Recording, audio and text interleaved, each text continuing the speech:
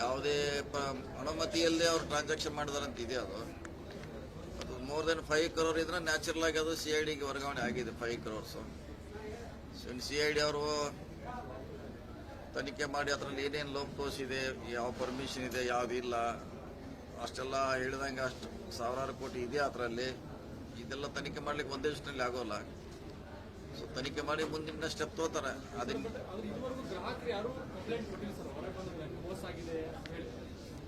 ಅದೇ ನೋಡ್ಬೇಕ್ರೆ ಇನ್ನು CID ಅವರು ತನಿಖೆ ಆದಾಗ ಅಲ್ಲಿ ಯಾರ ಹೆಸರಿದೆ, ಯಾರು ಅವ್ರಿಗೆ ದುಡ್ಡು ಇಟ್ಟಿದ್ದಾರೆ, ಅವಾಗ ಪ್ರಾರಂಭ ಆಗುದ್ರಿ ಅದು.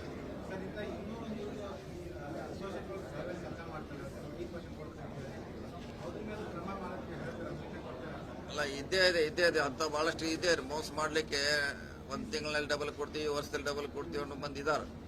ಅಂತ ಗೊತ್ತಾದ ತಕ್ಷಣ ಪೊಲೀಸರಿಗೆ ಗಮನಕ್ಕೆ ತರಬೇಕು. ಸರ್, ಇದೊಂದು ರಾಜಕೀಯ ಪ್ರೇರಿತ ಅನ್ನುವಂಥದ್ದನ್ನು ಕೂಡ ಕೆಲವೊಂದಿಷ್ಟು ಮಾತುಗಳು ಕೇಳಿ ಬರ್ತಾ ಇದ್ದಾರೆ.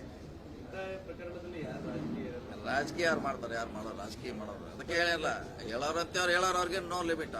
ಬೆಳಗಾವಿಯಲ್ಲಿ ಏನಾದರೂ ಕೂಡ ಅದಕ್ಕೊಂದು ರಾಜಕೀಯ ಅಂತ ಹೇಳಿಬಿಡ್ತಾರೆ. ಇಷ್ಟೆಲ್ಲ ದೊಡ್ಡ ಹಗರಣ ಆಗಿದೆ, ಅದ್ರಲ್ಲಿ ರಾಜಕೀಯ ಪ್ರಶ್ನೆ ಇರಲ್ಲ. ಹೌದು, 10 ದಿನ ಇದಾಯ್ತು. ಅದು ಅವ್ನು ಮಾಡುವಂತ ಭಾಷಣ ರಾಜಕೀಯ ವ್ಯಕ್ತಿಗಳಿಗೆ ಥ್ರೆಟ್ ಕೊಡುವಂತ ಮಾತಾಡೋದಂದ್ರೆ ಇದು ಉದ್ಭವ ಆಯ್ತು. ಆವಾಗ ಅದು ಒಂದು ನೋಡ್ಲಿಕ್ಕೆ ಹೋಗಿ 2 ಸಿಕ್ತು, 2 ಹೋಗಿ 3 ಸಿಕ್ತು, ಹಂಗಾಯ್ತು ಅದಷ್ಟೇ. CID ಅವ್ರು ಮಾಡ್ತಾರೆ, ತನಿಖೆ ಮಾಡ್ತಾರೆ.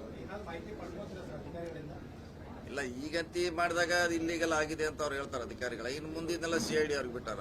CID ಅವರು ತನಿಖೆ ಮಾಡ್ರಿ. ಇಲ್ಲ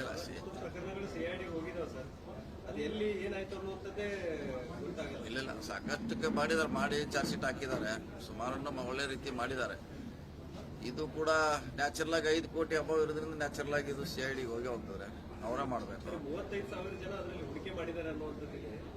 ಇಲ್ಲ ಪ್ರಾಥಮಿಕ ಅಂತ ಹೇಳಿದಾರೆ, ಗೊತ್ತಿಲ್ಲ ಎಷ್ಟಿದೆ ಎಕ್ಸಾಕ್ಟ್ಲಿ. ಅದೇ ಒಂದೇ 2 ಸಲ ಹುಡುಕ್ಲಿಕ್ಕೆ ಆಗೋಲ್ಲ ಎಷ್ಟಿದಾರಂತ. ಸೊ ಅದು ಆಗಿದಂತೆ ನಿಜ, ಪ್ರಶ್ನೆ ಇಲ್ಲ.